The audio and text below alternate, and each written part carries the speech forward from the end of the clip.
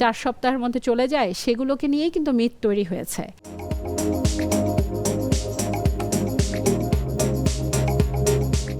Fatty liver থেকেও আপনার cirrhosis হওয়ার একটা সম্ভাবনা থাকছে। তাহলে এ এবং ই যেটা আমাদের খাবার দাবার বা পানির মাধ্যমে ছড়াচ্ছে এই ভাইরাসটা, এই ভাইরাসে যদি আক্রান্ত হয় সেক্ষেত্রে কি সিরোসিস হওয়ার সম্ভাবনা কি আছে? এ এবং ই দ্বারা নর্মালি সিরোসিস হয় না।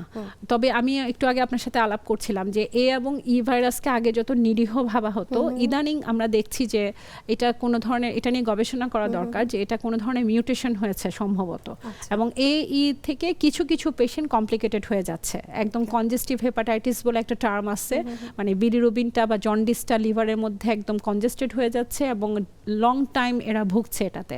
এবং এই ক্ষেত্রে দুটো প্রবলেমে পড়ে যায়। একটা হচ্ছে লিভার ফেইলিওরের দিকে যেতে পারে হেপাটাইটিস ই ভাইরাস বা এই ভাইরাস দ্বারা, আরেকটা হচ্ছে কনজেস্টেড থাকার কারণে লিভার আস্তে আস্তে আস্তে আস্তে ক্রনিক ফেইলিওরও যেতে পারে। একটা হচ্ছে অ্যাকিউট ফেইলিওর, একটা ক্রনিক লিভার ফেইলিওরে যেতে পারে, এবং লিভারে ফাংশনালিটি হারাতে পারে, বিভিন্ন রকমের কমপ্লিকেশন শুরু হতে পারে পেশেন্টের।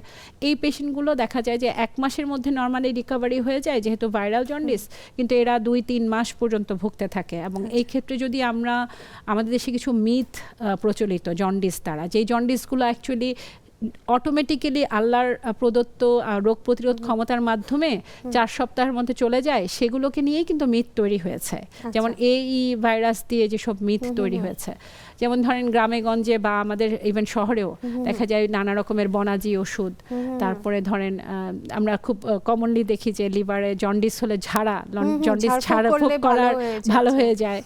এই ধরনের জিনিসগুলো করতে গিয়ে আরো কমপ্লিকেটেড করে নিয়ে আসে পেশেন্টগুলোকে।